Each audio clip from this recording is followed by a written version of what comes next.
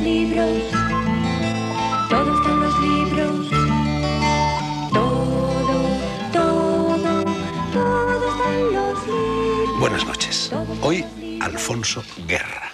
Con decir su nombre basta, pero quizá convenga añadir que quien fue vicepresidente del gobierno español desde 1982 hasta 1991 y es ahora presidente de la Fundación Pablo Iglesias y de la Fundación Sistema y director de las revistas Temas para el Debate y el Socialismo del Futuro, está hoy aquí no por su condición de político, lo es y lo seguirá siendo, supongo, hasta que el tiempo lo alcance definitivamente, sino porque acaba de publicar en loor de expectación este primer volumen de sus memorias, a cuyo título, jugando con los conceptos y las palabras, he aludido con disimulo hace unos instantes. Cuando el tiempo nos alcanza, 1940-1982, Espasa. No es la primera vez, ni mucho menos, que Alfonso Guerra, bienvenido vicepresidente o ex vicepresidente, no sé qué tratamiento aconseja el protocolo en estos casos. Pues el protocolo diría vicepresidente, pero yo no soy muy protocolario, ¿eh? Yo no soy muy protocolario. Dejemos el protocolo. Decía, sea como fuere, que no es este el primer libro escrito y publicado por la persona que hoy va a ser protagonista en solitario de nuestro donoso escrutinio. Ha dicho usted muy bien, escrito y publicado. Porque hay muchos que publican, pero no lo escriben. Efectivamente. Bueno, ahí, Alfonso, por cierto, habíamos quedado en que nos íbamos a tratar de tú. Si tú me tratas de usted, yo te tengo que devolver. Bueno, pues nada. Bueno, hay algunos otros libros, decía, en su haber, y quizá podamos referirnos de pasada a su contenido a lo largo de la conversación que ahora empieza. La democracia herida, por ejemplo, que es de 1997, nuevamente Espasa, y este diccionario de la izquierda, publicado en 1998 por Planeta. Y por cierto, en ambas ocasiones, 1997 y 1998, intenté que el autor de estos libros se dejara caer por aquí para hablar de ellos, pero no hubo modo de cerrar el trato. Sí. Celebro y agradezco en lo que vale que lo haya habido ahora. Sí, muchas gracias. Es que a mí no me gusta venir mucho a televisión. Yo sé que saliendo mucho en cualquier programa, con cualquier motivo, te haces muy conocido. Pero claro, no tienes crédito, porque a mí me gusta venir solo cuando tengo algo que decir. Bueno, tú en cualquier caso, para ser muy conocido, no necesitabas venir a televisión a hablar de tus libros, Alfonso. Alfonso, político soy yo quien ha pronunciado antes esa palabra por vocación y escritor por devoción y afición, o al revés. Voy a leer un párrafo de tu libro. Dice así. Está en la página 44.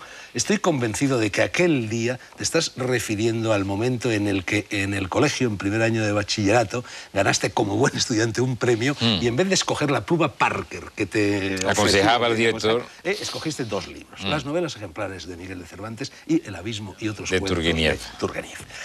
Estoy convencido de que aquel día quedó mi vida marcada por el amor a los libros. Siento un gran placer con la lectura, pero no solo con ella. El libro me ha dado muchas satisfacciones. El huroneo de libros desconocidos, la búsqueda de tesoros literarios ajenos al circuito normal, la conversación acerca de libros leídos y no leídos, el contacto físico del libro, la apertura de unos libros recién adquiridos y la relectura continua de los libros favoritos son algunos de los placeres de los que siempre he procurado disfrutar y contagiar a los demás. No es infrecuente, Alfonso, que los adictos a la lectura salten las bardas de ese corral y terminen corriendo al albur de la escritura, de la literatura. Insisto en una pregunta. ¿Más político que escritor o más escritor que político? Hombre, de cultura. Sí, mi trayectoria personal me empujaba claramente hacia las humanidades, hacia la cultura. En principio, la poesía y el teatro. La situación que se vivía en España, una dictadura que cegaba cualquier posibilidad de expresión libre, me condujo hacia el compromiso político. En realidad fue la censura, fue el Ministerio de Información y Turismo el que a mí me dirige a la política, porque yo quería hacer teatro. Mi primera ficha policial no es por una actividad política. Mi primera ficha policial es por intentar, y lo hice después, representar a Jean Anouilh. O sea, Eurídice de Jean Anouilh, que es una cosa nada revolucionaria, ¿verdad? Pues mi primera ficha era filocomunista, por intentar representar a un autor, digamos, burgués, como Jean Anouilh. Entonces ellos me van condenando. Yo quiero hacer otras cosas. Solo si eran extranjeros ya me trataban mal en Información y Turismo. Y me ponían siempre, elija de aquí. Y me obligaban a elegir una obra de lo que ellos quisieran. Y eran dos archivadores pequeños que todos eran sketch de los hermanos Álvarez Quinteros. Y yo no tenía ningún interés en los hermanos Álvarez Quinteros. Entonces me fueron conduciendo a que había una ceguera total, no nos dejaban ser libres y había que luchar contra ellos. Pero mi orientación hubiese sido, desde luego, si no hay una dictadura en España, una orientación cultural. De todo esto vamos a hablar. Te voy a leer ahora, bueno, lo voy a mencionar, unas 3 líneas que están unidas inmediatamente después de lo que acabo de leer al párrafo anterior. Tú dices, no otra razón me llevaría a la incursión mercantil, a la creación de una librería en cuyas modestas dependencias he pasado horas gloriosas. Acaban de cerrarla, ¿no? Sí, sí. Hoy día ¿Seguía ya, siendo tuya? bueno, no era propiedad mía, pero ahora era propiedad de los trabajadores. Llegó un momento en que los trabajadores se hicieron cargo, pero la directora era mi esposa, o sea que yo estaba muy vinculado y tenía, digamos, un predicamento cultural en ella, ¿no? Sí, nosotros cuando creamos la librería en el año 69 era porque quería leer libros y no tenía dinero para comprarlos. Quería leer muchos y no tenía tanto dinero. Entonces dijimos, vamos a crear una librería para poder leer. Llegan las novedades y uno selecciona y elige. Ahora ya la política editorial general que hay, de sacar 60.000 títulos al año, y las grandes superficies acaban con las librerías de fondos. Ya tener un libro de Ariosto, por ejemplo, que viene un cliente de vez en cuando, cada 3 años, pidiendo Ariosto, ya hoy no es posible, porque cada semana le meten 300, 400 títulos y a la semana siguiente otros 400. Y hay que estar haciendo paquetes, deshaciendo paquetes, haciendo facturas, deshaciendo facturas y poniendo en escaparate cada 5 días libros nuevos. Eso no me interesa. Van a acabar con todas las librerías. Bueno, y no es posible, desde las tribunas políticas, desde el poder político, hacer algo para evitar la asfixia de las verdaderas librerías sin incurrir en las iras del Tribunal de la Libre Competencia de Bruselas. Sí, está muy complicado. Hay una cosa que sí puede hacer el poder político y es legislar para que el precio sea único, que no se pueda cambiar el precio. Pero en lo demás es muy difícil porque claro que las editoriales cada año saquen 60.000 títulos diferentes, a ver cómo vas a limitarlo. No puedes prohibir que la gente saque los libros que quiera. Eso sería una censura. Y que las grandes superficies vendan libros como venden longanizas, ¿cómo se prohíbe eso? Entonces eso es lo que está terminando. Y desde luego el día que eliminen el precio único, que se quiso eliminar en la etapa conservadora de gobierno, el día que eliminen eso, las librerías pequeñas desaparecen todas. Y esas son las librerías, no son los almacenes. Tan importante como la tienda era la trastienda. Sí, las tertulias que se organizaban. Muy importante, sobre todo para el librero. No solo para el comprador, el lector, el amigo, sino el librero aprendía muchísimo, porque yo he pasado tantas horas escuchando a gente muy informada y con una sensibilidad extraordinaria para los valores humanísticos, que eso es una cosa impagable, verdaderamente impagable, donde aislábamos, separábamos, poníamos un cierre, un muro a todo lo que es la competencia de la vida. Entonces, aquí estamos solo hablando de nuestras cosas, de si el rojo y el negro o la cartuja. Y hay una discusión durante horas, unos con la cartuja de Parma y otros con el rojo y el negro. No había nada de contaminación de lo material. Eso es verdaderamente glorioso, como decía. Un buen día entró en esa librería una persona que se convirtió en uno de los encuentros clave de tu existencia. Me refiero a César Graña, sí, un norteamericano. Un norteamericano. Estaba en Sevilla en año sabático. Sí, en realidad él era nieto de español, de San Lucas de Barrameda, y nacido en Perú. Su padre vivía en Perú, y nació en Perú, pero muy jovencito, tuvo una beca para Estados Unidos y ya hizo toda su vida en Estados Unidos. Y era un hombre de una exquisita sensibilidad ante la vida. Era un bon vivant, era un hombre que disfrutaba mucho con las cosas de la vida, con todas las cosas de la vida, y un enamorado de Sevilla, apasionado. Y yo, que también soy un enamorado. Bueno, a los sevillanos nos dicen que somos muy narcisistas, porque nos gusta mucho Sevilla. Y yo lo reconozco, yo soy narcisista, pero que tengo tantos argumentos, que sí es una ciudad que prende muy fuerte. A él le tenía completamente prendido y ahí teníamos unas conversaciones extraordinarias que a mí me sirvieron mucho y que me orientaron mucho en la concepción de la vida. Él te dijo que lo andaluz fundamentalmente consiste en el sentido irónico de la existencia. Pues sí. Nosotros, además de vernos, porque él pasó 2 años sabáticos en Sevilla y viajaba mucho, además teníamos un carteo habitual entre Estados Unidos, él vivía en California, en San Diego, y nos escribíamos mucho, y en las cartas, yo tengo una colección de cartas de él estupendo, hablábamos mucho de la esencia de lo andaluz. Y efectivamente, él decía, el sentido irónico de la existencia de la vida es el meollo del carácter andaluz. Y yo creo que lleva razón, que es como un cierto despego, ¿no? Un cierto despego, de ver las cosas con un poco de distancia y un poco de carpe diem también. De aprovechar el momento y decir, no me venga usted con más discursos, hombre, lo que está pasando es lo que está pasando. Yo siempre cuento una anécdota extraordinaria que hasta hace no muchos años había un barquito que iba de Cádiz a Puerto Real a llevar a unos trabajadores a los astilleros. Y ese barquito cada mañana cruzaba y por la tarde los devolvía. Pero por la mañana se sorteaba en el mismo barco un jamón y 25.000 pesetas. Y allí se compraba y se rifaba. Y al que le tocaba no ponía pie en tierra. Se volvía a Cádiz, sacaba a los niños del colegio y disfrutaba el día con el jamón y las 25.000 pesetas. O sea que es una concepción un poco distante, lo cual te da mucha ironía de las cosas. En vez de las dos Españas tradicionales, la de la rabia y la idea y la de charanca y pandereta, cabría hablar, a la luz de esto que acabas de decir, de otras dos Españas, el sentido irónico de la vida de los andaluces y el sentido trágico de la existencia de las gentes del norte, ¿no? Unamuno y demás, ¿no? Sí, yo creo que sí. Ahora, yo debo confesar que si yo pudiera repetir mi vida, quizás sería un poco más irónico y menos trascendente. Yo me he tomado la vida demasiado en serio.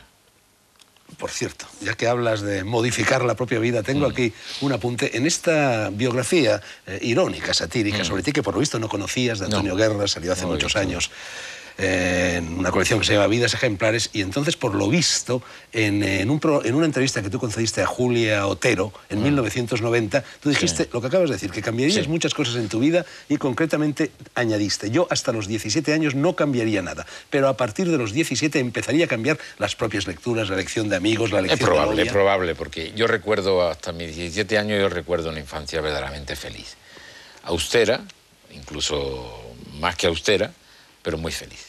Muchos hermanos, y eso siempre es una fiesta continua. Y hasta ahí yo no cambiaría nada. A partir de ahí probablemente cambiaría muchas cosas. Y con la edad, cuando uno va cumpliendo años y años, uno se va dando cuenta de la enorme importancia que tiene, que hay que tomar un café con quien uno quiere tomar un café. Con quien no quiere no hay que tomarlo. No hay obligaciones sociales. Las obligaciones sociales se las impone uno estúpidamente.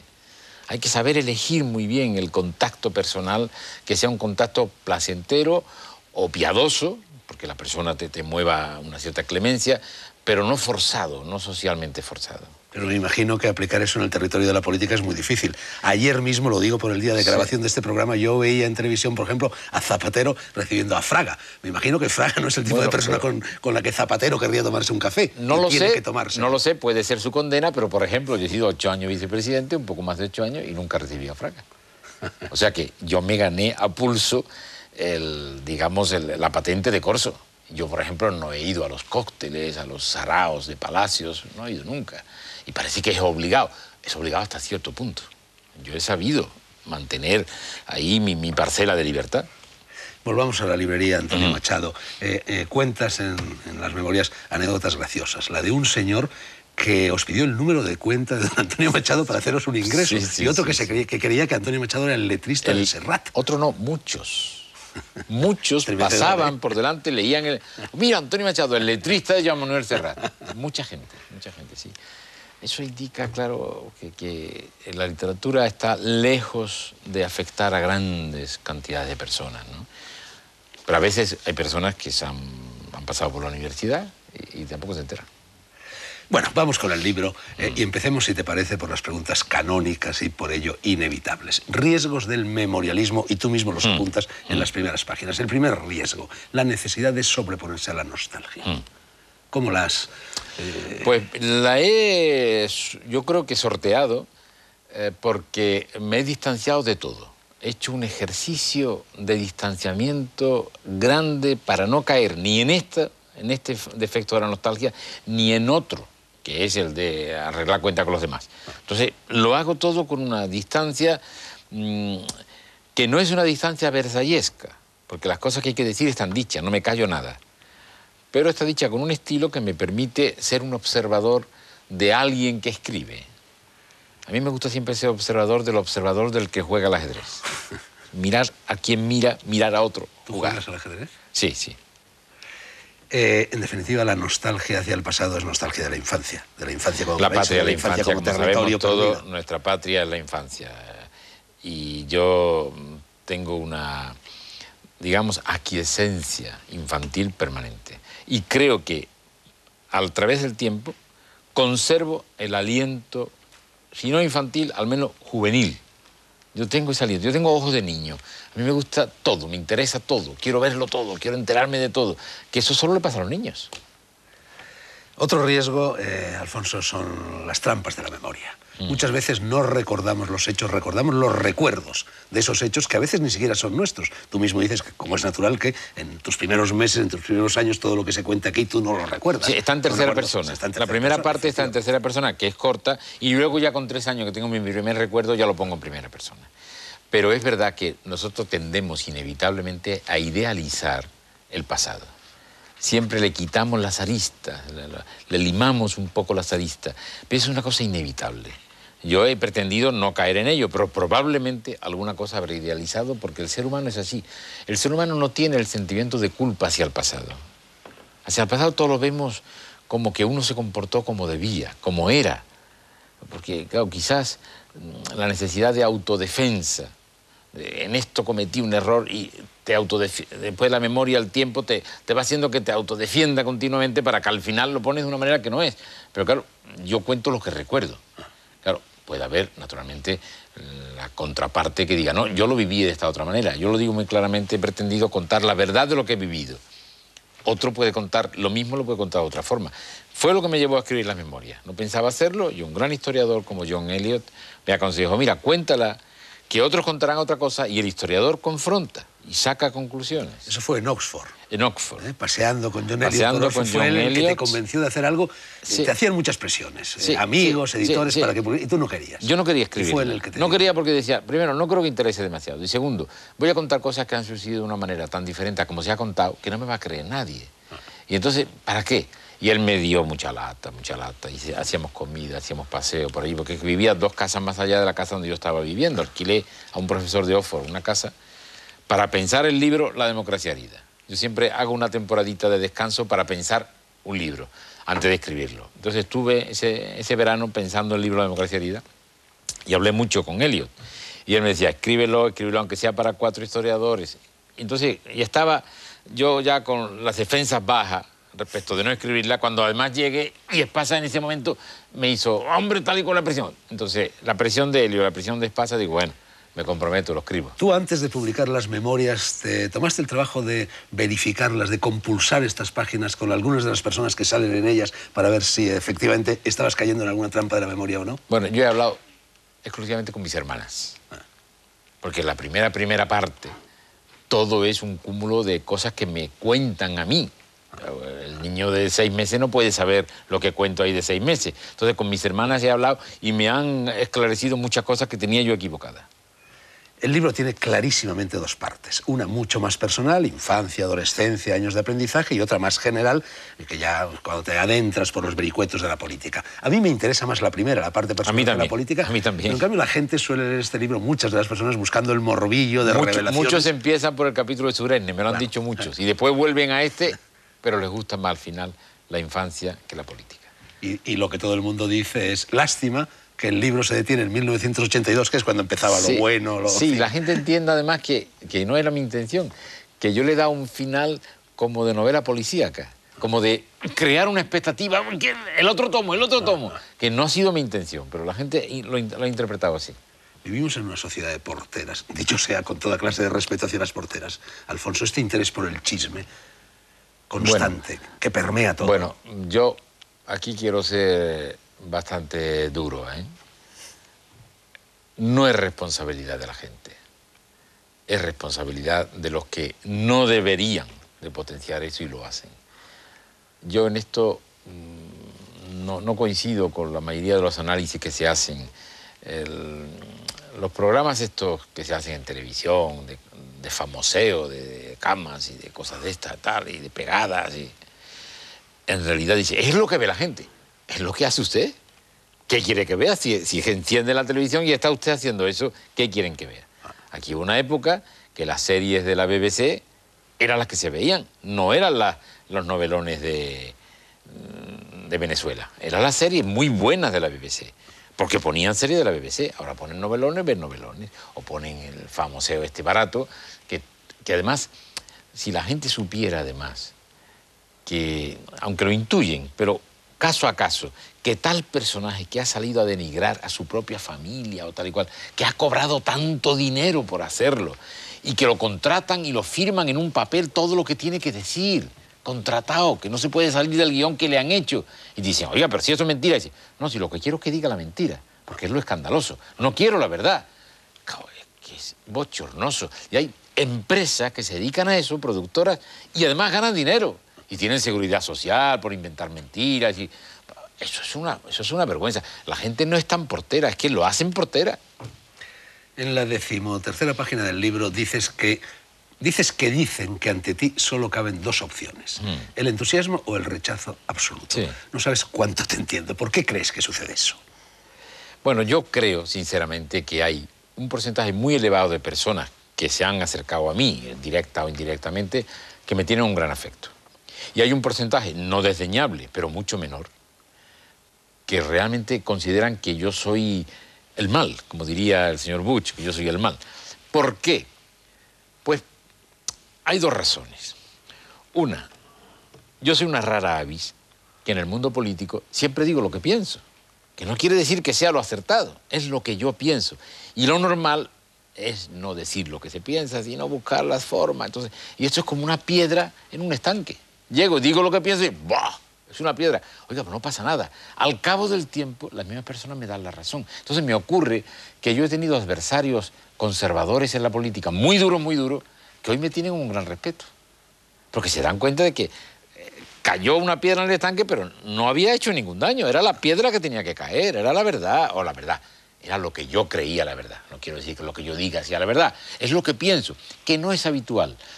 Y hay otra parte, y es que los poderosos de verdad, gente que dominan, que no son los políticos exactamente, los poderosos de verdad siempre han creído que yo era una piedra que impedía entrar en la cueva de Alí Baba, que yo les impedía hacer lo que querían, que yo era el que frenaba todo lo que esos grandes poderosos querían que un gobierno socialista fuera no rojo, sino rosa o menos todavía, muy pálido.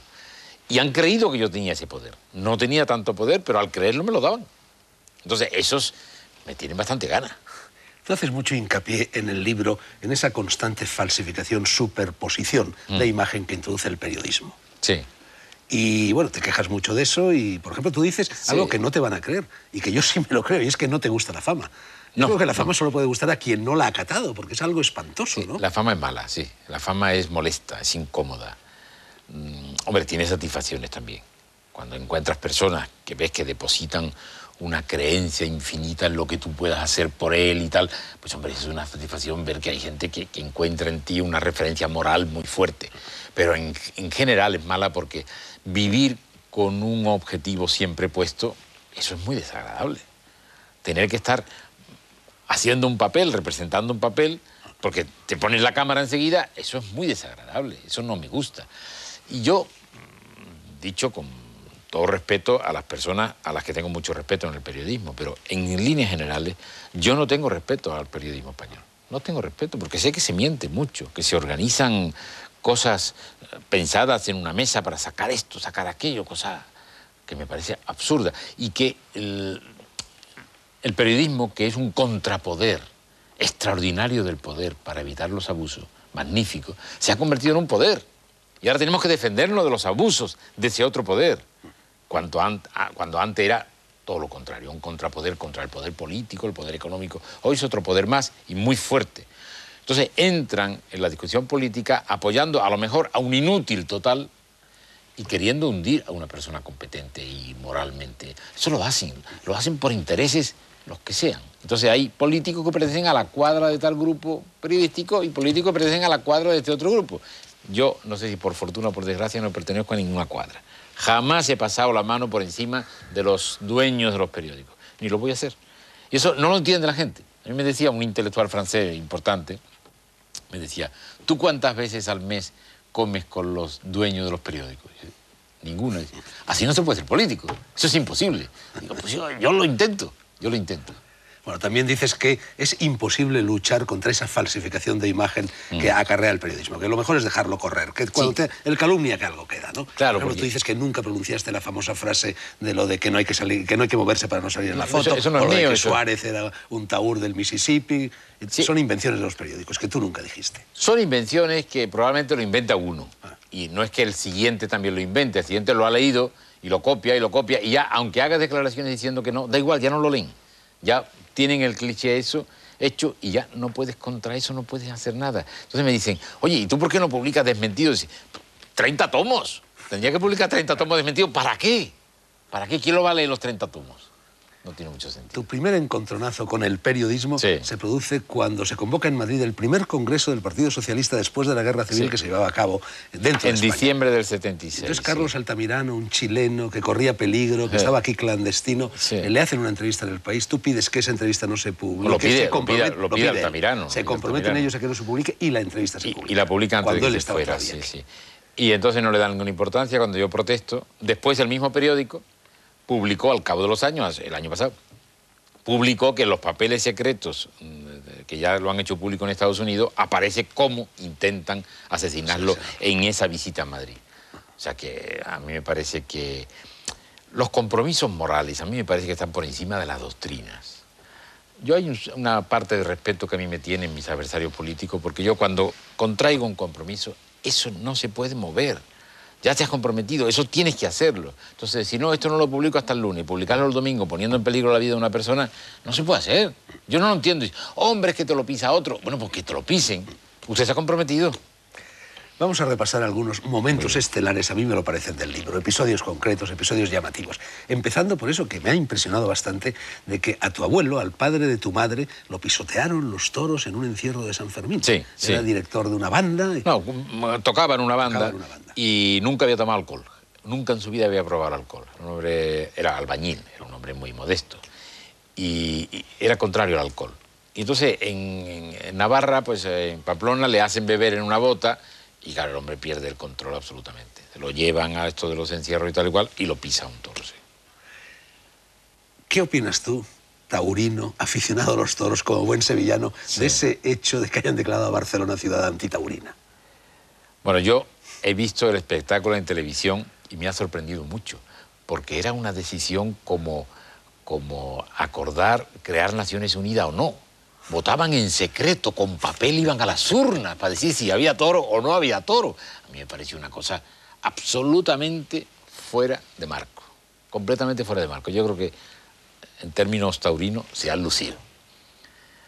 En fin, yo creo que discutir sobre los toros con quien de pequeño no ha ido a los toros es muy difícil.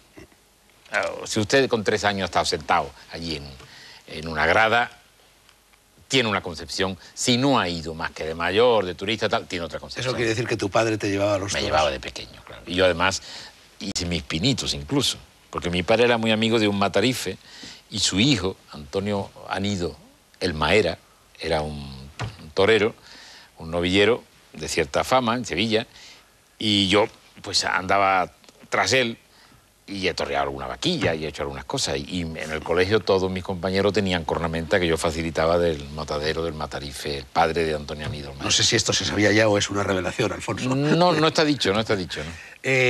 Siddhartha Sakyamuni se convierte, dice la leyenda, en Buda porque sale de su palacio y se encuentra con la enfermedad, con la vejez y con la muerte. Tú con la muerte te encontraste nada menos que cuando tenías 6 meses de edad. Pulmonía doble, te dieron por muerto y luego no te evidentemente no... Y el médico siempre me llamó el resucitado. El resucitado, eso te iba a decir, te llamaban el resucitado. El resucitado me llamaba el médico porque él me dio por muerto. Él llegó ya a visitar el último día y le dijo a la vecina de abajo, que hacía como de portera, le dijo que se ha muerto ya. Dijo, no, y llegó y yo estaba riéndome. O sea, que me había recuperado. Y entonces eso fue como una especie de inmunización. Yo después no he ido al médico nunca. O sea, que iban todos mis hermanos y yo no tenía que ir y siempre preguntaba, ¿y no viene el resucitado? Pues no viene. Bueno, y a partir de tu resurrección te conviertes en un niño extraordinariamente parlanchín, agarrado a los barrotes de la cabecera o de los pies de la cama. Grandes discursos. Ya entonces empezabas a dar discursos, ¿no? Sí, curiosamente yo era una especie de parlanchín, de niño que hacía las gracias de las vecinas, de las amigas de mi madre, de mis hermanas, porque claro, no diría más que paparruchas, claro, pero a un niño esas cosas se les aplaude, ¿no? Si lo hubiera dicho un mayor, lo hubieran dicho usted está loco. Pero yo allí me ponía, desde los 3 años, me ponía a la hora de ir a la cama y las vecinas acudían y tal, y yo me ponía ahí a perorar, a decir chorradas, y la gente le gustaba mucho, le divertía mucho. Que parece, hoy, visto desde hoy, parece como una premonición, ¿verdad? Que iba a ser un tribuno. La hermosa y modesta casa de la calle del Rastro, en Sevilla. 7 años allí. Dices que ha sido tu único hogar. Ese es mi hogar, sí. Ese es mi hogar. Yo después he vivido en otras viviendas, pero el hogar es el hogar del niño. El hogar donde tú te refugias debajo de la cama para hacer descubrimientos, te llevas y te metes debajo de la cama con una revista que has encontrado para hacer descubrimientos. Es el hogar donde proyectas el cine Nietzsche, el cine Nietzsche sobre la cama en la pared. Entonces, eso conforma la vida de una manera que no tiene nada que ver con tener un televisor de plasma o no sé qué, no sé cuánto. Ahí está la esencia de mi propia vida. Y yo lo he dicho en muchas ocasiones, probablemente mi vida está en esos primeros años y mi cultura, entre comillas, la que tenga, está en el bachillerato. Después no he aprendido casi nada. Después lo demás es rememorar lo que sabía de la época infantil y ponerlo actualizado. Pero cosas importantes no he aprendido después de terminar el bachillerato. Pero ni siquiera se crea una especie de segundo hogar cuando nace un hijo. Lo digo porque tú subrayas mucho en el libro la importancia extraordinaria que para ti tuvo cuando tenías 39 años, me parece, el nacimiento de tu primer hijo. Sí, muy importante, muy importante. Y después, aunque no está en este libro, porque fue en el 83, el nacimiento de mi hija. Pero supongo que mi hijo tiene muy claramente identificado cuál es su hogar. Lo mismo que yo tengo, que es el mío de la infancia. Y el suyo será, claro, donde ha pasado sus primeros años, ¿no? Vamos, todos sus años. Bueno, prácticamente todo el tiempo.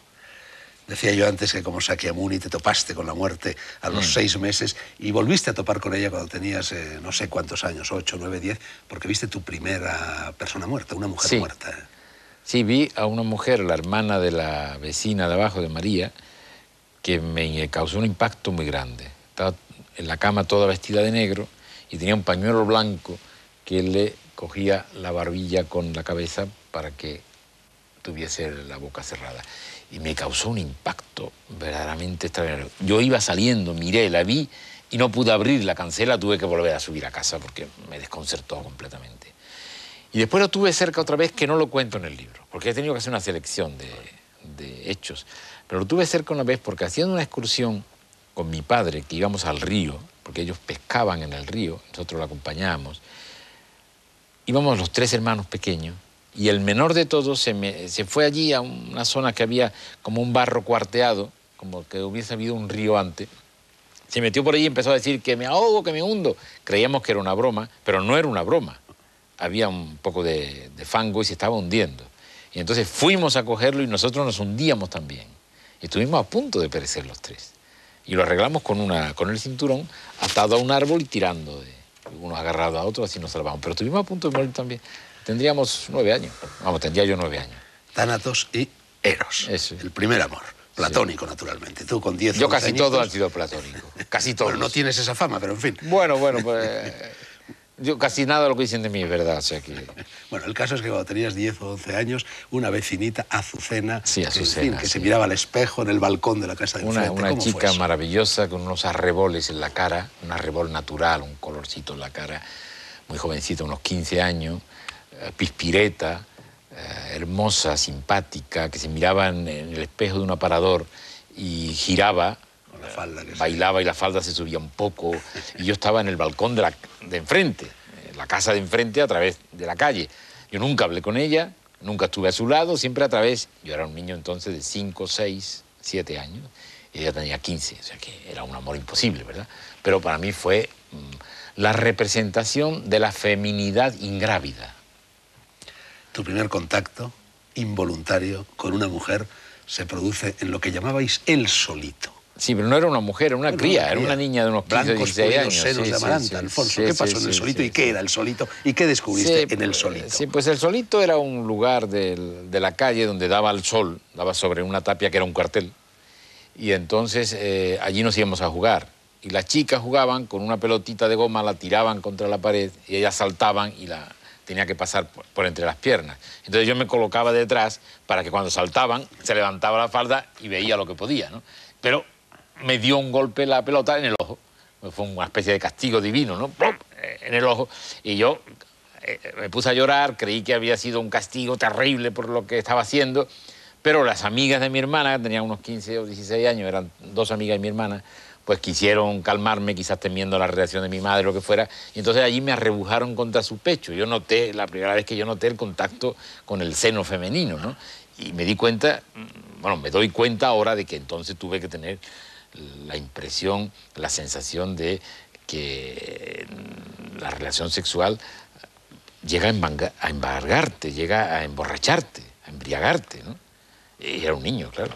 Había un tesoro escondido debajo Sí. de los adoquines del solito, ¿verdad? Sí, encontramos muchas pesetas rubias y estábamos muy contentos. Mi padre nos lo hizo devolver y nos lo explicó años después, que eran las pesetas que les izaban las chicas que por necesidad hacían una semiprostitución con los soldados y escondían de los protectores, escondían una peseta debajo de los adoquines y mi padre nos la hizo devolver con un gran disgusto nuestro, claro. Episodio curioso, Alfonso, ese que cuentas relativo a cómo en el colegio en un determinado momento te abrieron una pequeña libreta de ahorros con ánimo de impulsar el ahorro. Colegio en las familias público, sí, españolas. sí. Pero vamos, lo curioso no es eso. Lo curioso es que 50 años después un juez investigó esa cuenta tratando de encontrarte cosas oscuras. A ver si en la política yo tenía alguna cosa rara, investigó todo lo que pudo. Pero ¿cómo se remontó hasta entonces? Hasta una libretilla dada en un colegio con sellos. Supongo que de un los real. bancos y en las cajas de ahorro no tiran nada. Supongo que dirían, este nombre, brrr, y allá le dieron la lista de cuentas de cajas de ahorro de cuando yo tenía, pues, 7 años, 8 años. Y efectivamente intentó investigar, había 12 pesetas 75 céntimos. Como comprenderá, había ahí un caso de corrupción tremendo. Bueno, este es un programa de libros. Corrupción del juez, claro. Este es un programa de libros, Alfonso. Hablemos de tus primeras lecturas. Tú lo haces en las memorias. Música y lectura. Fueron dos aficiones, dos devociones que nacieron prácticamente al mismo tiempo, ¿no? Hacia los 10 años. Sí, más o menos a los 10 años, sí. Pero tu padre os había enseñado a todos los hermanos, y cuidado que tienes hermanos, al a leer gusto y a por la escribir en lectura, casa, ¿no? sí, sí. Primero a leer y escribir. Y luego al gusto por la lectura, porque él nos leía grandes novelones. Yo recuerdo que nos leyó Los Miserables y Pablo y Virginia. En invierno, alrededor de la camilla, él se ponía a leer con mucha paciencia, mucha tranquilidad, y nos acostumbró a leer y a la lectura oral, a la lectura hablada, que a mí me gusta también hacerlo. Tu homónimo en este libro dice que has leído, que tú has dicho, que has leído 11.000 libros, él no se lo cree, y que dedicas 16 horas diarias a la lectura. No, hombre, desde luego, será en vacaciones, supongo. No, la cantidad de cosas que dicen que yo he dicho, no he dicho. 11.000 libros, no tengo ni idea. Puede ser, pero mi cómputo sobre la lectura es un cómputo muy complicado, porque los seres humanos tienen una vida de lector de unos 50 años. Eso en días son 18.000 y algo días. Son 18.000. Si lees un libro cada día durante toda tu vida, lees 18.000 textos. Como eso no es verdad, pongamos que no fallas nunca y lee un lector medio uno cada 10 días. En toda su vida lee 1.800 libros. Solo con los clásicos ya tenemos para leer. Por eso yo soy muy escrupuloso en lo que leo. No leo chorradas. Estos premios, no, yo voy a tiro hecho. Y a ser posible hago mucha relectura. Porque claro, que releer a Proust, que no te equivocas. No te equivocas de ninguna manera. Y sin embargo, releer todo lo que la publicidad te dice y tal y cual, no. Hombre, de vez en cuando aparecen grandes figuras que no conocías. Sándor Márai ha sido en estos años un descubrimiento absolutamente apoteósico, ¿verdad? No teníamos ni idea, estaba escribiendo desde principios del siglo XX. Pero en general hay que ir a tiro hecho porque la vida te deja muy pocos libros para leer. Yo he leído mucho y sigo leyendo. Esas cifras yo no las he dicho. Ya que has dicho esto de Sándor Márai, ¿también se te atribuye el lanzamiento en España de las memorias de Adriano, de Marguerite Yourcenar? No, pero no es verdad. Esa yo creo que pertenecen a Felipe González. Fue Felipe González el que habló de ella, yo también, pero yo creo que se debió a que el presidente del gobierno habló de ella. Una atribución que yo tengo casi en absoluto, que la gente cree además que no oigo más que eso, es Mahler. Sí. Ahí sí es verdad que Mahler aquí era muy poco conocido, había pocos aficionados, entre ellos Federico Sopeña, el que después fue director del Prado, y había pocos conocidos, y como yo hablé en algunas ocasiones y yo salía en la televisión y en los periódicos y tal, pues entonces empezó a ponerse mal. Y bautizaste a tu hija con el nombre de Alma. De Alma, sí. Y he tenido satisfacciones verdaderamente grandiosas, porque ha habido mucha gente que no era aficionada a la música y se ha aficionado a través de oír a Mahler porque yo lo había dicho. Y recuerdo que fue apoteósico para mí una señora analfabeta, limpiadora de escaleras en Barcelona, que nunca había oído música clásica, que oyó lo que yo decía y fue a comprar una sinfonía de Mahler. Le dieron la Titán, la primera. Y me escribió diciendo que estaba entusiasmada, que a partir de entonces sus ahorros serían para comprar música clásica. A mí eso me llenó de gozo total. Un buen día, bueno de verdad para ti. A los 10 años descubriste en un armario con libros que había en el aula del colegio en el que estudiabas Lope de Vega. una serie de libros. Lope de Vega. 3 tomos de Lope de Vega que por lo visto devoraste, y la biografía de Miguel de Mañara, que era el que daba nombre a ese colegio, ¿no? Sí. Sí, la biografía de Miguel de Mañara lo que leía todo el mundo, porque había como 50 ejemplares repetidos, para que todos cayéramos en lo de Miguel de Mañara, el hombre este que después se convierte, el hombre muy, digamos, muy atrabiliario, de vida atrabiliaria, que después se hace... Aquel trueno vestido de Nazareno, una figura muy como dice Don Guido, como dice Don Guido Machado. Pues, pero había 3 tomos grandes, que era una selección de comedias de Lope de Vega. Y a ese no le metíamos el diente. Y entonces hicimos una pequeña discusión, una especie de apuesta, a ver quién era capaz de leerse un tomo. Y yo me leí el primero y me gustó tanto que seguí. Y entonces cogí una afición por el teatro extraordinario. Para mí el teatro ha jugado un papel importantísimo en mi vida. Quizás en la política también, porque lo que se aprende en un escenario se aplica en todo escenario. Bueno, parece ser que un libro que te marcó muchísimo, que te influyó mucho, lo dices, fue El joven Werther, las desventuras del joven Werther. Las cuitas del joven Werther, sí. A mí ese libro me dejó anonadado. ¿Lo leíste en la adolescencia? En la adolescencia. Que es cuando marca ese libro, claro. Sí, en la versión de Moore. Y me dejó anonadado. Me dejó impresionado. Porque es tan sutil las cosas que dicen. Yo me siento como parte del territorio de esa novela. Recuerdo que una vez, viendo una película de François Truffaut, encontré que hay una referencia a esa novela sin decirlo.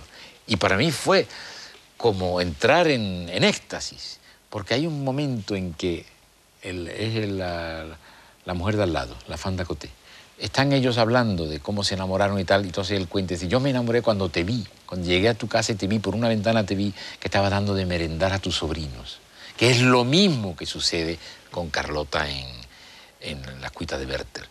Y para mí fue como una identificación. Después investigué, yo conocía a Truffaut, investigué y efectivamente él era un gran amante de... Y tengo una fotografía de él en el ejército, de François Truffaut, que está en el ejército sobre la cama, sobre la litera del cuartel, y está leyendo El joven Werther, Las cuitas del joven Werther de Goethe.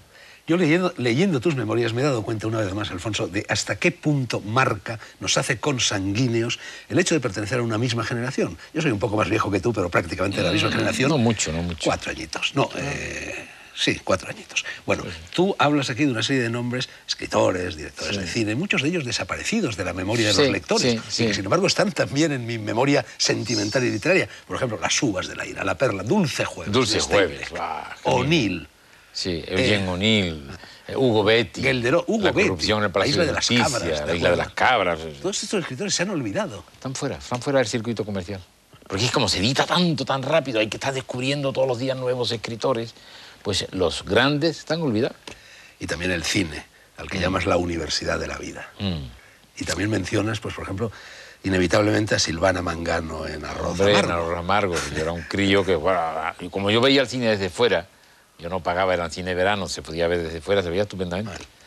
Pues la censura para mí no jugaba. Eso de mayores de 14 años, tal, no, eso no tenía nada que ver, yo lo veía desde fuera.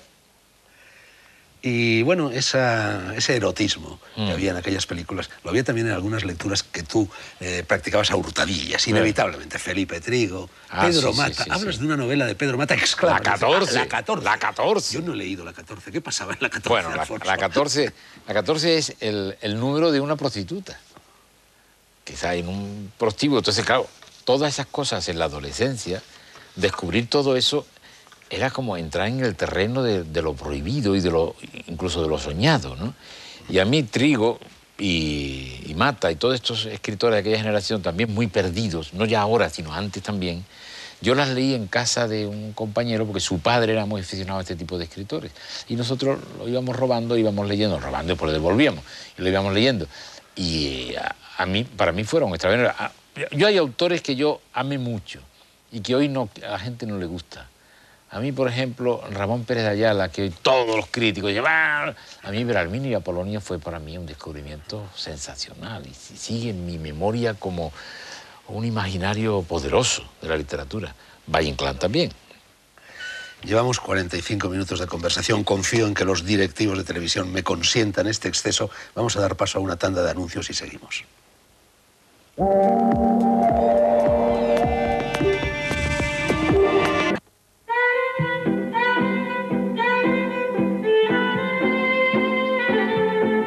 Negro sobre blanco, segunda y última parte de esta hora y media. La excepción confirma la regla de conversación con Alfonso Guerra, a cuento y a cuenta y razón de su último libro, Cuando el tiempo nos alcanza, Memorias, 1940-1982, Espasa.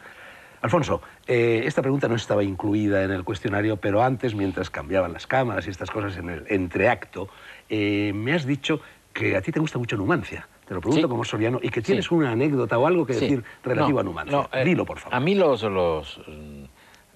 enclaves derribados, como la Villa Adriana en Roma, como Numancia, a mí me apasionan. Son 4 piedras caídas, pero que tienen un sabor histórico tan fuerte.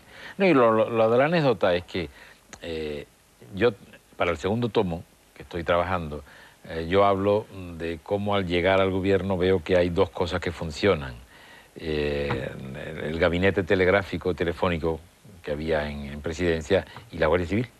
Y hay una anécdota que se cuenta de la visita a Numancia de García Lorca, en la que está la pareja de la Guardia Civil allí, y el que le acompaña, que lo cuenta, dice, mira, aquí está la pareja de tal, y dice, esto es lo único que funciona en España.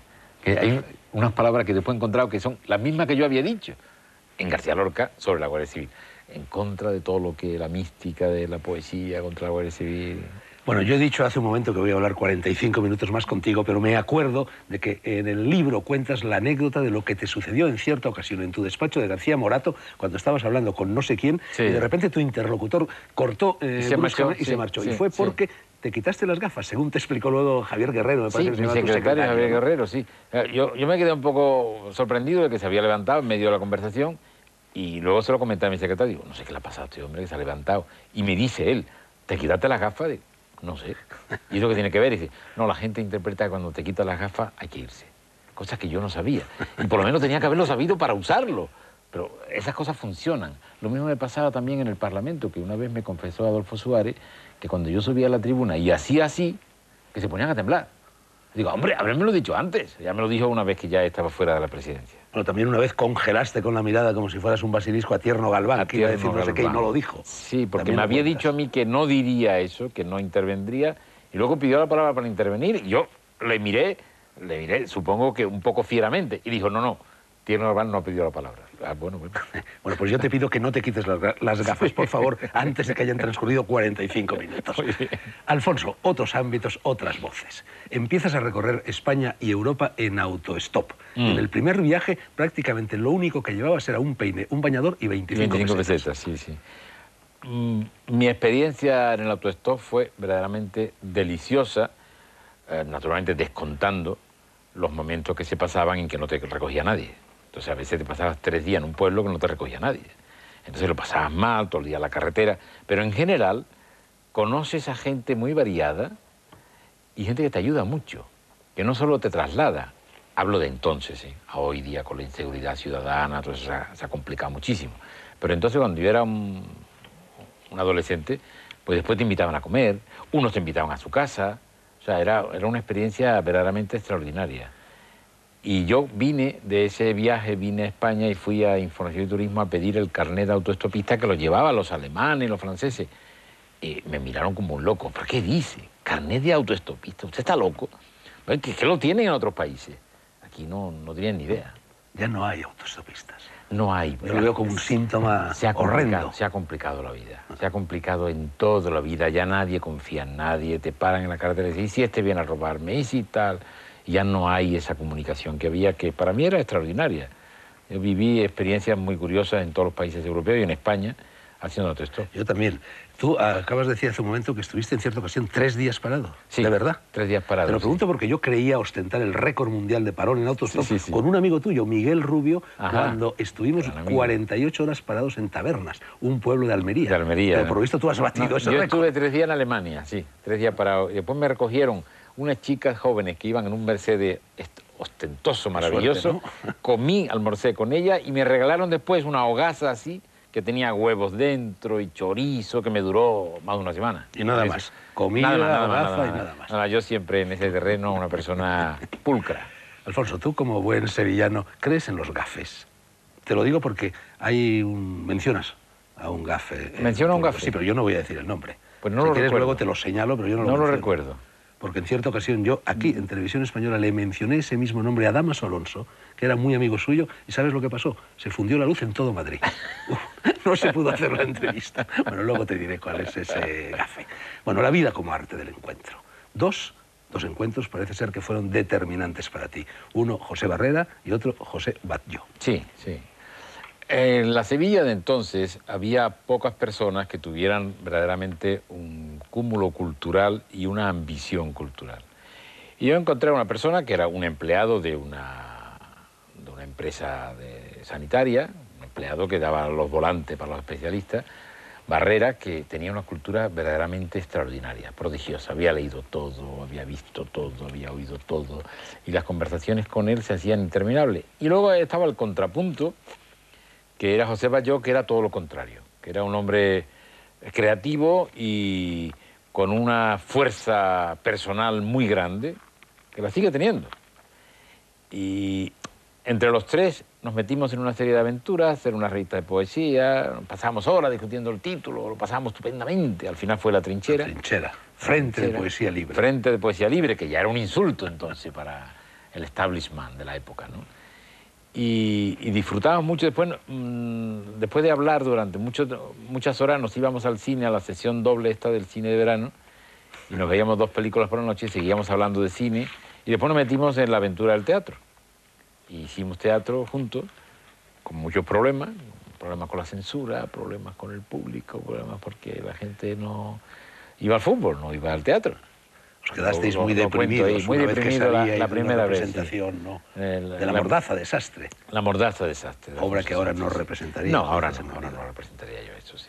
Y fuiste actor en Final de Partida. No, y ahí también, en La Mordaza, también. Y una obra de Gelderode también, en Escorial, que aquí tuvimos que ponerle de nombre Monasterio, porque nos lo autorizaron, pero cambiando el nombre. Había que poner Monasterio y no Escorial. Pero en el Final de Partida de Beckett interpretabas el papel de Ham, que era paralítico y paralítico, moribundo, ciego prácticamente, y prácticamente moribundo, sí, sí. Y tenía párrafos de 20 minutos, unas cosas tremendas.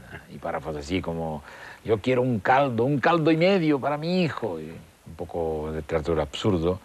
Y pues, vamos, aprendimos mucho haciendo esa obra. Antes de La Trinchera hubo otra revista ahora que ha desaparecido por completo, que no se conserva ningún ejemplar. Yo tengo algún ejemplar, pero esta es una revista universitaria. No, era de cultura en general.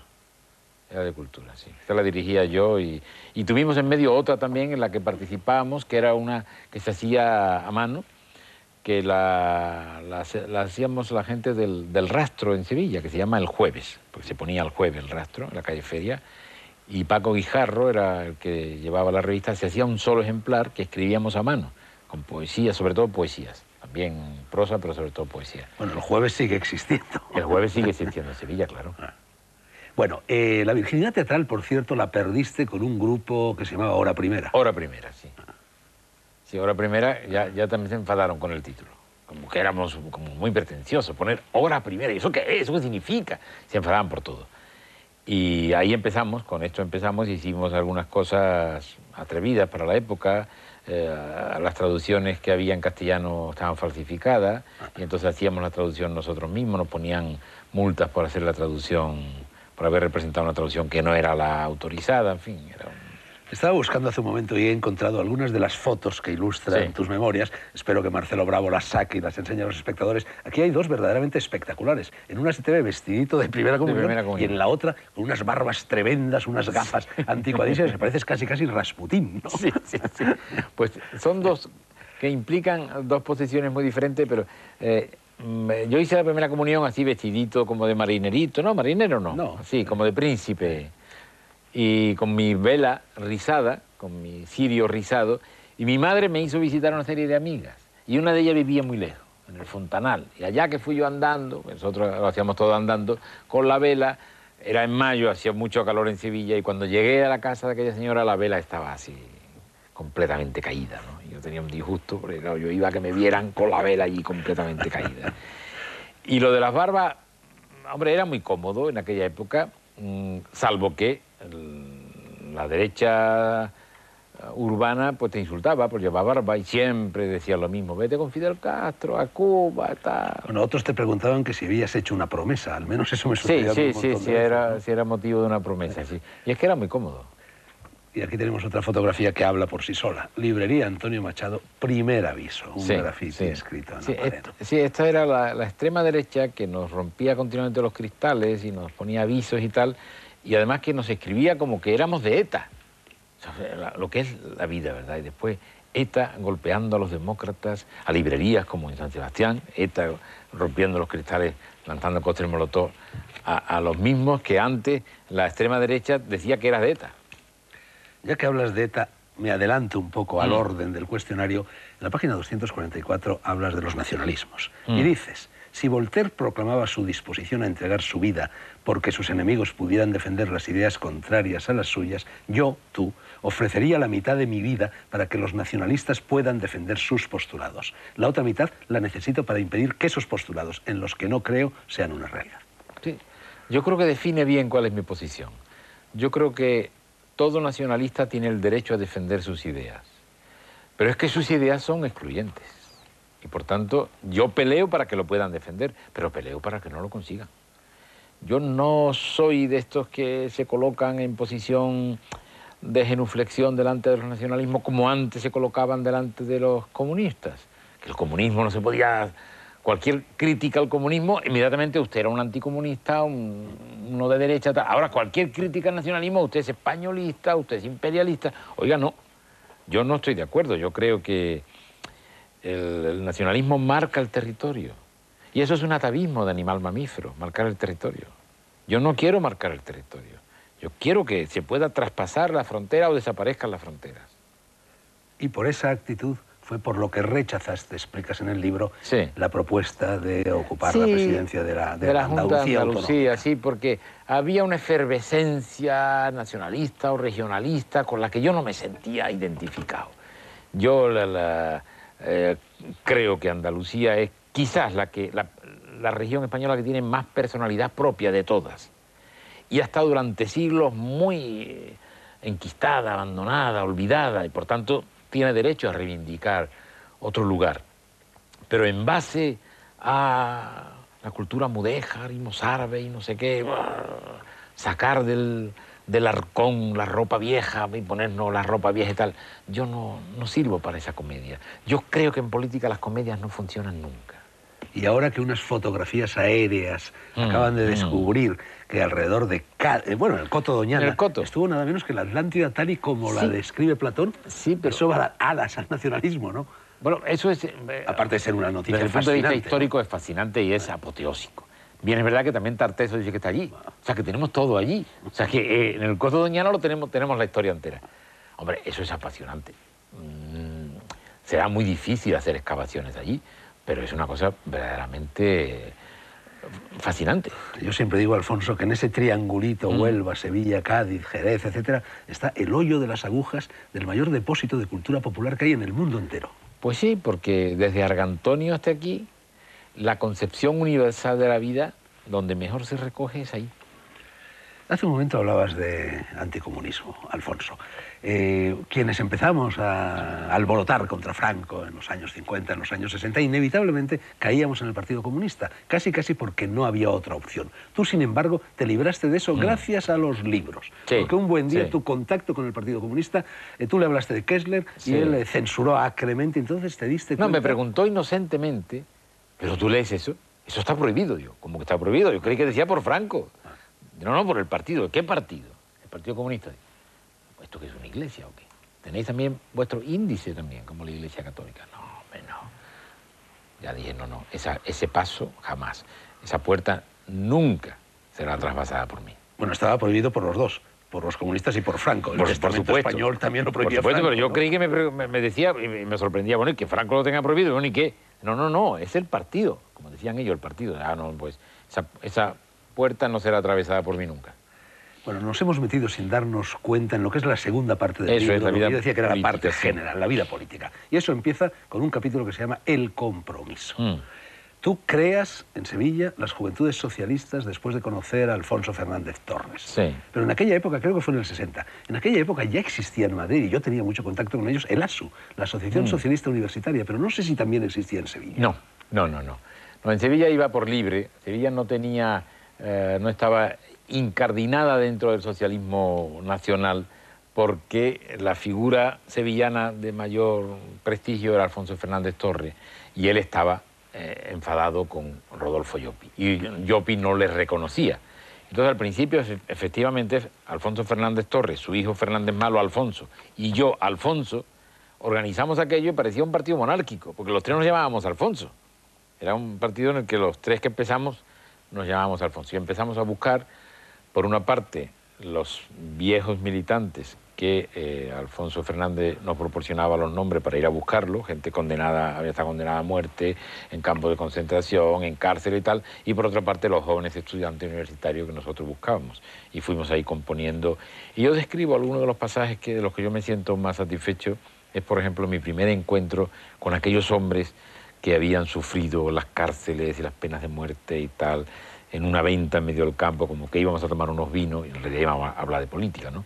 Y uno de ellos, al despedirnos, se acerca mucho a mí, me toma la mano con mucha fuerza y me dice, hasta la última bala. Y eso me hizo pensar a mí mucho, ¿no? Cómo seguían defendiendo sus ideas hasta la última bala, sin fusil ni munición. Defendían hasta la última bala sin tener con qué disparar, ¿no? Y empecé a tener un respeto enorme por esos hombres cuya vida había estado dedicada a guardar las esencias de sus ideas en un exilio interior que no les permitía hablar con claridad ni a sus propios hijos, para no comprometer a sus hijos. Y ese silencio terrible, que yo creo que es la parte peor del exilio interior, peor que la del exilio exterior, donde podían gritar lo que eran, y aquí no podían hacerlo, a mí me hizo concebir una compasión, una piedad, un respeto, una comprensión muy grande de aquellos hombres condenados al silencio durante tantos años. Por ese cauce, por el de las incipientes juventudes socialistas en Sevilla, no solo conociste a hombres que habían estado en la cárcel, también conociste a hombres que no la habían visitado, pero que la iban a visitar, algunos de ellos en los años sucesivos, Felipe González, Yáñez, Escuredo, Galeote, etc. Sí. Esos eran a través de la universidad, claro. Nosotros veíamos quién se mueve en la universidad y buscábamos también que tuviéramos un poco de cobertura para no equivocarnos. Es decir, su familia, ¿por dónde anda? Y claro, sabíamos, cuando la familia era peligrosamente franquista, teníamos más precaución, porque el hijo tenía derecho a hacer otra cosa, pero no sea que esto se vaya a descomponer porque la familia case algo, ¿no? Entonces buscábamos, en primer lugar, gente que se movía a la universidad y que tuviera familias, al menos no franquistas, no puramente franquistas. Y siempre es un buen grupo, que no pensábamos nosotros entonces que iba a dar tanto juego en la política nacional. Alfonso, Felipe y tú y Felipe. Dices en la página 106, luego hablarás más a fondo, dices él, Felipe y yo, tú, establecimos pronto una relación singular.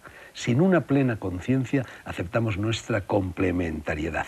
Él era fuerte, yo resistente. Él brillante, yo sistemático. el buen improvisador, yo minucioso en la preparación. Juntos multiplicábamos la eficacia, etcétera, etcétera, y luego terminas el párrafo diciendo: nos prometimos mutuamente y con una sinceridad novelesca que si a alguno de nosotros le ocurría algo grave, el otro quedaba comprometido a tomar como suya la responsabilidad familiar del afectado.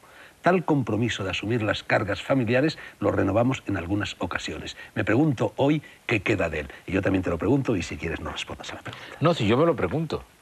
Y hay más preguntas en el libro. Yo dejo más preguntas porque las tengo. Las tengo. ¿Qué queda hoy de todo aquello? No lo sé. No lo sé. Mi flujo hacia Felipe González es un flujo cordial. Quiero pensar que también lo es en el sentido inverso. Pero claro, aquello era una relación muy romántica, que hoy evidentemente la falta de trato diario le da otro tinte, ¿no? Mucho más política, más, si se quiere, más fría. La primera grieta, lo insinúas, en el libro, se produce cuando Felipe González renuncia a querer seguir en la lucha política o en la presidencia del partido, por lo menos. No, no es exacto en el sentido de que yo no sé si fue la primera grieta. A la vista de hoy, pensando yo al escribir el libro, pensando en la trayectoria, dónde se pudo producir alguna pequeña fisura, ahora pienso que tal vez fue aquella, pero en aquel momento no lo pensé.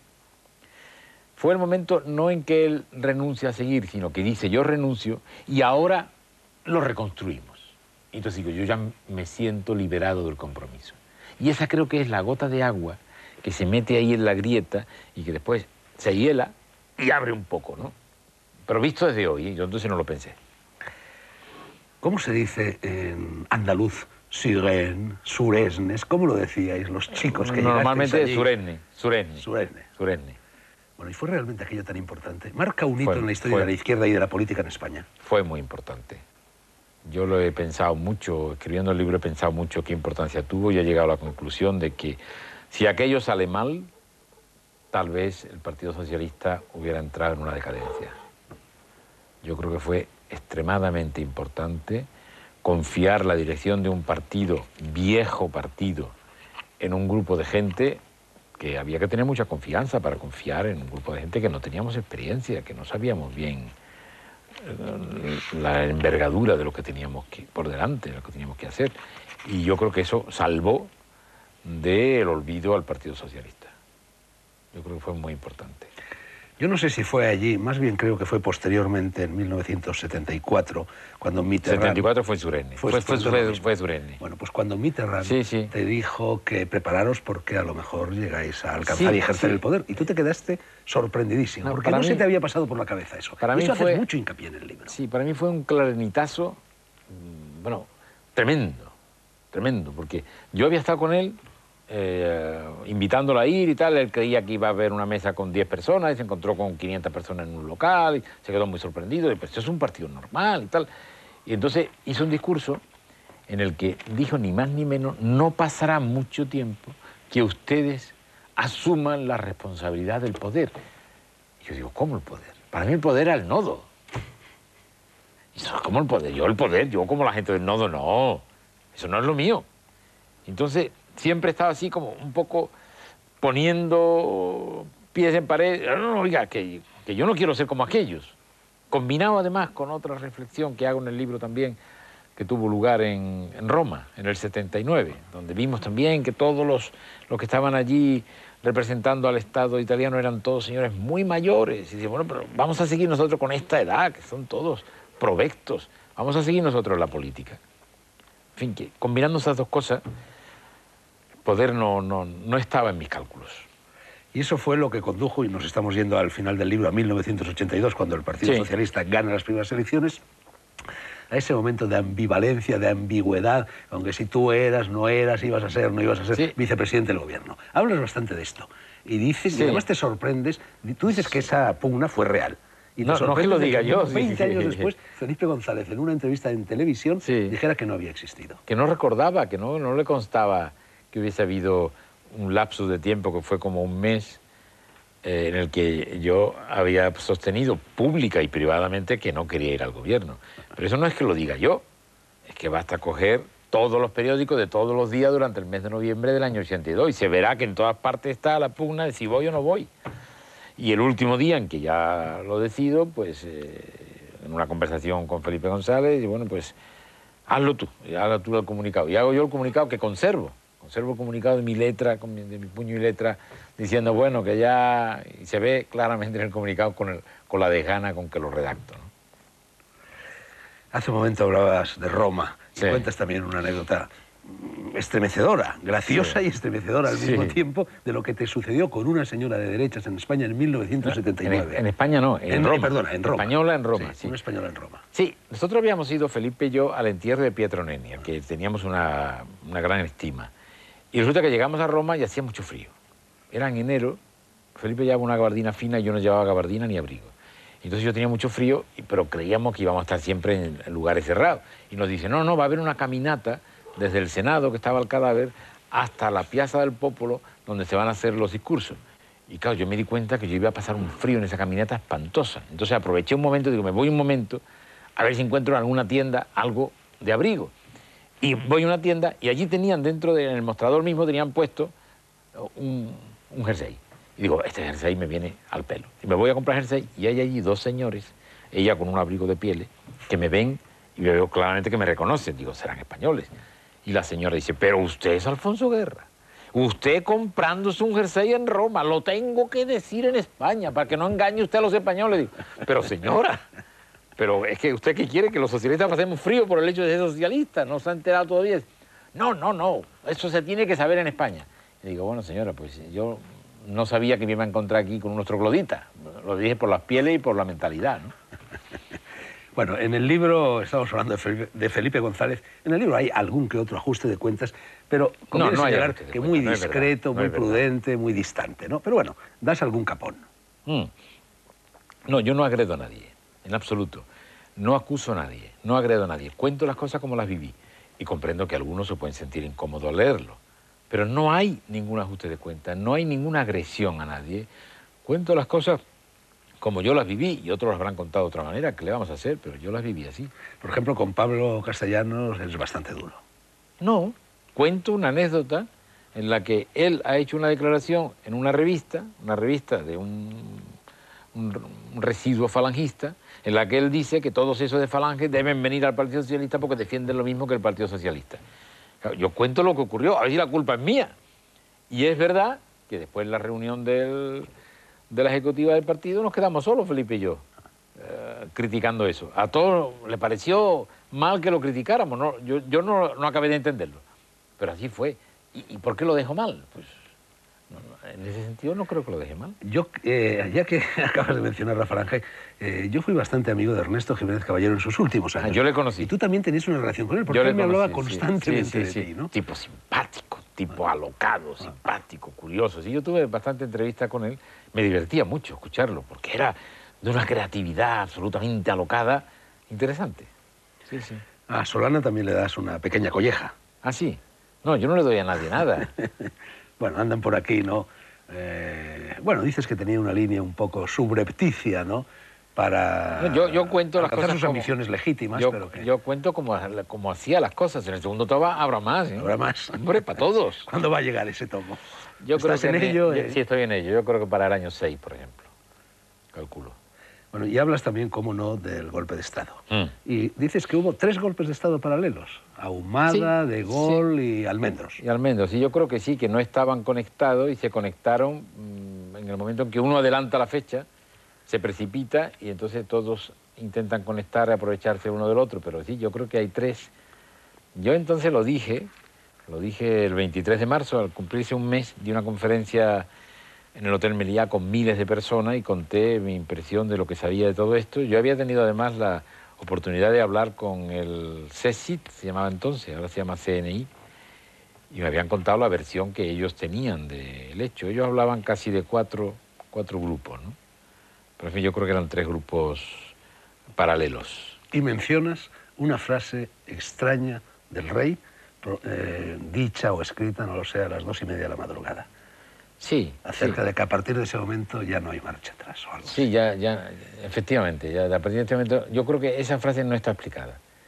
Mi opinión es que la participación del rey el 23 de febrero fue imprescindible y que jugó claramente a la democracia, si juega lo contrario, ganan los otros, eso es evidente. Por tanto, las críticas que tardó mucho tiempo, tal y cual, están todas fundamentadas, pero lo fundamental es que no jugó con ellos. Si juega con ellos, se acaba la democracia aquí. Por tanto, yo no tengo duda de que el rey fue muy importante para el mantenimiento de la citas democracia. el testimonio de Ana Balletbó. De Ana Balletbó, que sale por la tarde, a las 7 de la tarde, y habla con él y dice, no, yo voy a defender la Constitución y la democracia. Pero sí es verdad que hay ahí parece que es un fax en el que habla a partir de ahora. Supongo que aquella noche pues obligaría a muchas conversaciones que vistas por separado pues son difíciles de explicar. La cosa es que hay muchas cintas magnetofónicas grabadas que se grabaron aquella noche, se pincharon los teléfonos por el director general de la seguridad, que nunca han Los teléfonos del Congreso, ¿no? Sí, que nunca han aparecido. Y eso revelaría muchísimo. ¿No se sabe dónde están? No. ¿Tú crees que están en alguna parte? Pues yo creo que sí, porque claro, destruir eso que es parte de la historia es una irresponsabilidad tan grande que supongo que la esconderían, se la llevaría quien fuera, la escondería y la tiene escondida ahí para cuando pasen 100 años, supongo, porque destruir eso es absolutamente irresponsable. Gran dilema, la monarquía o la república. También te lo planteas en el libro y dices que cuando la transición se echa a andar, ante ese dilema piensas, lo más importante es la democracia, no la república o la monarquía. Sí. ¿Cómo está ahora ese dilema dentro de ti? Sí, no, el dilema yo creo que en España, al menos desde un punto de vista temporal largo, está totalmente resuelto. Mi esquema es el siguiente. Los socialistas inicialmente, cuando se crea el partido, no eran ni monárquicos ni republicanos, eran accidentalistas. Es decir, que aquel régimen, aquel sistema que garantice más las libertades de las que no disponían entonces, ese es el que aceptan. La monarquía del señor Alfonso XIII fue la propia monarquía, fue el propio monarca, fueron los partidos monárquicos quienes acabaron con la monarquía, no acabaron los republicanos. Ellos hicieron imposible. Hasta el año 1909, los republicanos no quieren la alianza con los socialistas porque todavía creen que hay posibilidades con la monarquía, pero el monarca lo funde todo. Y entonces llega la inexorable república, que es una llamarada de esperanza en toda España. Es una especie de ver el horizonte total para muchísimos españoles. Hay un golpe de Estado el 18 de julio, se convierte en una guerra, porque fracasa el golpe, una guerra larguísima, cruel, se instaura una dictadura que al cabo de unos años decide que es una monarquía, que habrá una monarquía. Se recupera la democracia en el 77. ¿Qué debe recuperarse? ¿La república, que es la que recibe el golpe de Estado y la guerra, o la monarquía? Entonces vuelve otra vez el principio accidentalista. Oiga, la libertad, la democracia está por encima. Y el elemento que se convierte en medular para una parte muy importante de la sociedad con mucha fuerza, que es el ejército, es quien representa al ejército en la cúspide, que es el monarca. Por tanto, la monarquía parece lo sensato. Ahora bien, esta monarquía ha sido impuesta por un dictador. ¿Debe España aceptar una monarquía impuesta por un dictador? Y los socialistas decimos no. Y yo personalmente digo no, porque hay un momento que algunos socialistas me dicen, hombre, ¿por qué no retiramos el voto particular de la República? Porque toda la presión es muy fuerte de todos los partidos y tal. Yo, no podemos retirarla, porque la soberanía popular está hoy en el Congreso de los Diputados y la monarquía que hayamos de aceptar tiene que estar votada en el Congreso de los Diputados. Y se vota y se pierde. Se pierde el voto de la República y por tanto hay monarquía que proviene de la votación del Congreso de los Diputados, que es la soberanía, no depende del dedo del dictador. Otro dilema, que no está en el libro, no estaba entonces, está ahora. Se lo pregunto al padre de la Constitución.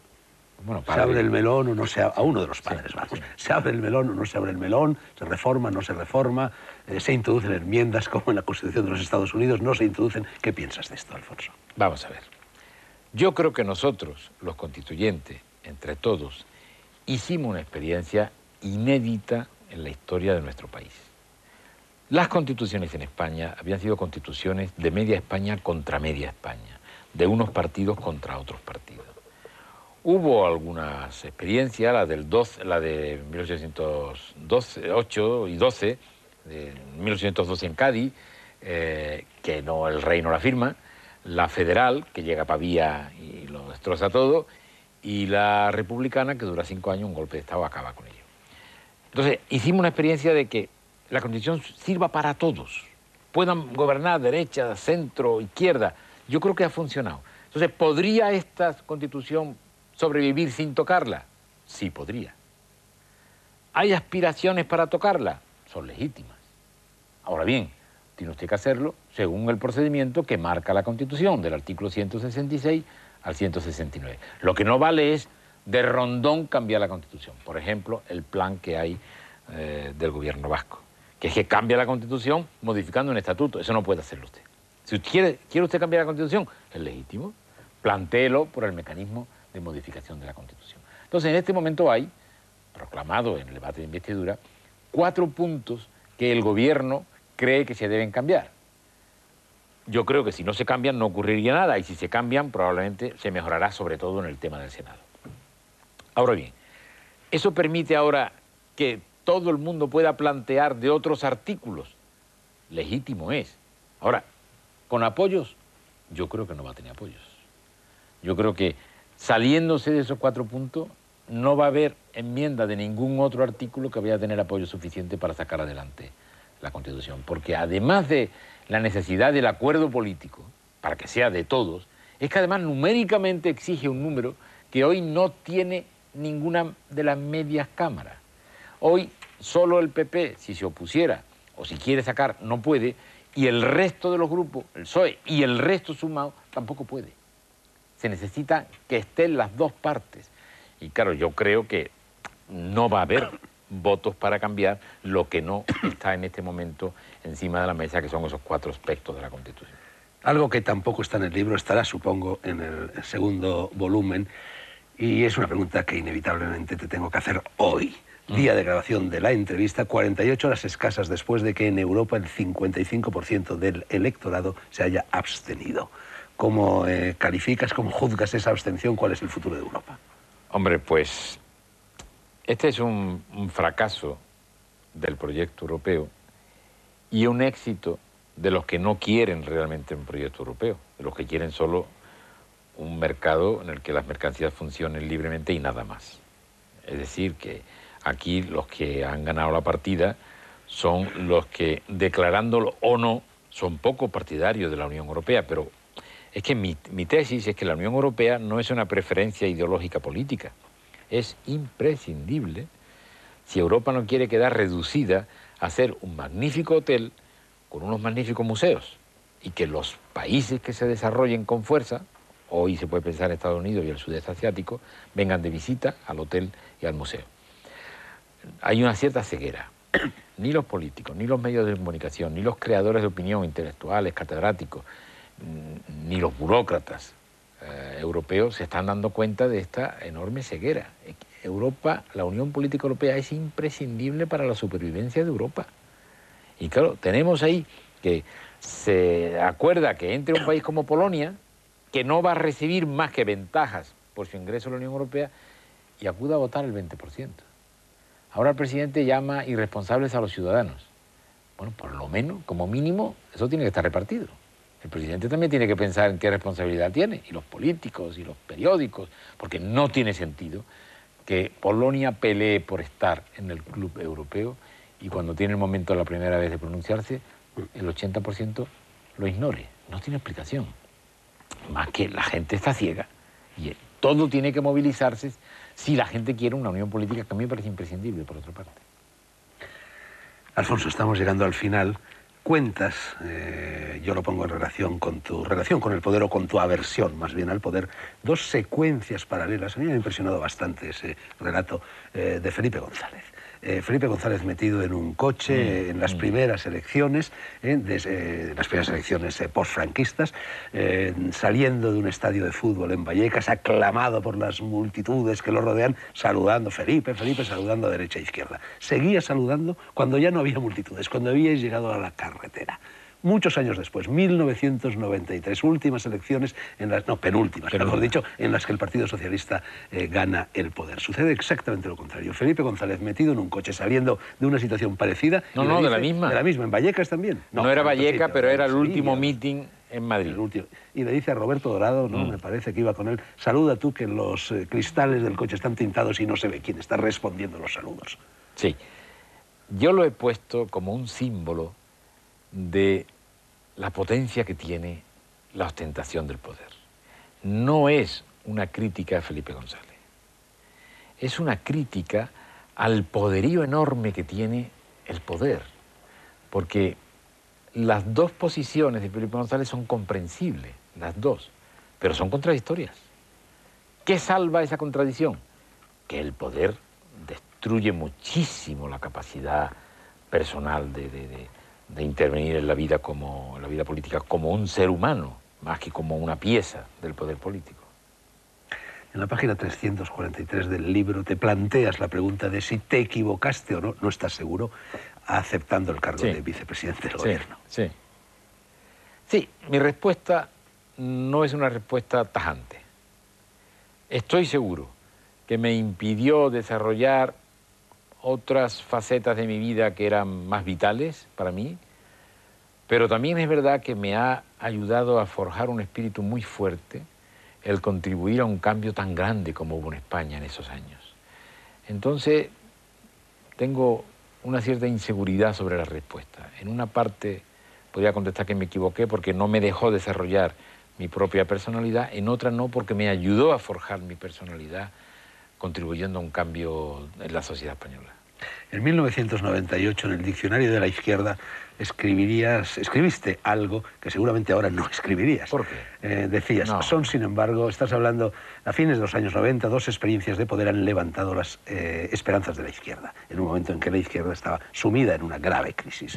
Son sin embargo dos experiencias que se presentan a sí mismas como muy diferentes y ponen el acento en muy diversas materias. El laborismo británico Blair y el socialismo francés Jospin.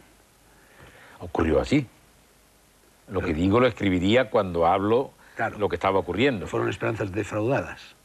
Desde luego, sobre todo en el caso de Blair. La de Blair, así lo pienso. La de Blair, así lo pienso. Blair ha entrado en una dinámica muy difícil de explicar, porque en materia de política social hace una política socialdemócrata, que yo apoyo. Pero luego ha entrado en la tesis de que quien manda en el Atlántico es el país fuerte del Atlántico. Ellos mandaron durante mucho tiempo y los demás tenían que plegarse. Ahora manda Estados Unidos, los demás tienen que plegarse. Que es una cosa que, si se piensa bien, no es solo de Gran Bretaña, no es solo del Reino Unido. Es Portugal, por ejemplo, también, que con gobiernos de derecha y de izquierda han tenido una sintonía muy grande con el Reino Unido o con los Estados Unidos. Porque en el Atlántico hay como una especie, que yo no lo entiendo, como una especie de acuerdo tácito de que todos sometidos a quien manda en el Atlántico. Somos los atlánticos. Y por tanto, yo creo que ha entrado en esa dinámica que a mí me parece que ha defraudado a la gente, sin duda. Sevilla, la ciudad, no sé si lo sabes, que más óperas ha inspirado, más que Venecia, Sí, claro, más que París, más que Roma. ¿no? No lo voy a saber. Bueno, ¿Sevilla es mediterránea o es atlántica? Mediterránea. Claramente mediterránea. Sevilla es mediterránea, pero vamos, es que la playa está en Sevilla. El olor de la brisa marina está en Sevilla. Sí, sí. Yo la veo completamente mediterránea. Y sobre todo es una ciudad mediterránea exquisita, que sabe hacer las cosas con una sutileza maravillosa. Sevilla hay dos mundos. El mundo muy pequeñito de arriba, de los maestrantes, que es un mundo que vive en una campana neumática, no han mirado por la ventana jamás a lo que pasa en el mundo, y todo el otro resto, que es la fineza pura, que es el mundo urbano de Sevilla, que tiene un conocimiento de que al doblar una esquina no se puede ver un mamarracho, que hay que ver una cosa sutil. Por eso, en los años 60, que la piqueta destruyó tanto en Sevilla, 450 palacios civiles extraordinarios, no han logrado terminar con la belleza de Sevilla. Mira que lo intentaron, no lo han logrado. Sevilla es un territorio de consenso. Sevilla gusta a todo el mundo, a la derecha, a la izquierda, a los socialistas, a los del PP, a los negros, a los blancos, a los que llegan en pateras del otro lado del pero no por las mismas cosas. Por ejemplo, la Sevilla que gusta a un capillita probablemente sea diferente de la Sevilla que gusta a un ilustrado. probable. Pero sí, es verdad, es una ciudad muy apoteósica. Es la ciudad, es la Roma del siglo XX-XXI. Para terminar, 2 preguntas personales y hondas. Una, página 273 de tu libro, ya hemos hablado de ello, pero hablas con mucha hondura, efectivamente, del nacimiento de tu primer hijo. Y dices que eso es un punto de inflexión en tu existencia. Absolutamente, absolutamente. Debo decir, para ser exacto, creo que lo digo en el libro, que el momento en que yo veo a mi hijo por primera vez es el momento clave. Pero luego hay unos 3 meses en los que se diluye un poco y ya vuelve a recuperar con una fuerza extraordinaria, y yo creo que es un momento mágico, que es inefable, es indecible, indescriptible. Es muy difícil explicar eso, aunque yo lo intento en el libro, pero es muy difícil explicarlo. Sentir que hay un ser que su existencia, sobre todo cuando es pequeñito, su existencia está embebida en la existencia de uno. Claro, yo cuando dicen que es un horror que las mujeres tengan que sufrir el parto, ¿cuánto me hubiera gustado a mí llevar 9 meses a mi hijo dentro? ¡Qué placer! ¡Qué cosa tan grande! Última pregunta, y quizá otro punto de inflexión en tu vida. Tú acabas de superar un momento difícil, no revelo ningún secreto, tú mismo lo contaste en la presentación de este libro en el Círculo de Bellas Artes en Madrid. Te has sometido a una operación de cierta gravedad que afortunadamente ha salido bien. Tienes de hecho un aspecto excelente. Dicen, Alfonso, que en esos trances difíciles la gente crece, la gente cambia, la gente ve las cosas de la vida y las personas de la vida de forma distinta como las veía antes. ¿Ha sido así en tu caso? Hombre, yo creo que me ha influido en algo que yo ya siempre he intentado preservar, y es distinguir las voces de los ecos, distinguir lo principal de lo accesorio. Yo creo que esos momentos te ayudan a eso, ¿no? Y una de las cosas que decidí fue terminar el libro. Tenía bastante enjaretado, pero en ese momento, bueno, ¿qué hago? Termino el libro. Voy a dedicarme a esto durante estos 3, 4 meses, y bien, una espera que siempre hay que esperar. Y me ha ayudado eso, a distinguir las voces de los ecos, a darme cuenta que los sentimientos fuertes no tienen que ser obligatoriamente los que la sociedad marca como fuertes. A veces uno puede estar toda la vida rozándose con una persona y no haber un sentimiento fuerte, o haber un sentimiento muy fuerte con una persona que acabas de conocer y que no vas a ver más, y has tenido solo un pequeño roce con esa persona y te deja marcado. Por ejemplo, me ha marcado excepcionalmente, el heroico comportamiento que he visto conmigo y con los demás enfermos, de médicos, enfermeras y auxiliares, que me ha dejado verdaderamente apasionado de esas profesiones, de esas personas que he conocido, que me han parecido en la sanidad pública, que me han parecido excepcionales, heroicos, épicos. Alfonso, gracias por no quitarte las gafas. Hablaremos del segundo volumen de estas memorias, si este programa sigue en antena y si su autor se presta a ello, cuando el tiempo lo alcance, al volumen, no al autor. Entre tanto, mi gratitud a Alfonso Guerra y mi deseo de que en este otro tiempo estrictamente personal que ya te ha alcanzado, quepan aún muchos libros, muchas ideas, muchos forcejeos para sacarlas o no adelante y, por supuesto, mucha vida larga, ancha y feliz. Gracias también, como de costumbre, a todos ustedes y, como de costumbre, no se olviden de que negro sobre blanco, cultura y literatura con independencia y en libertad, reaparecerá en sus pantallas dentro de 7 días. Buenas noches.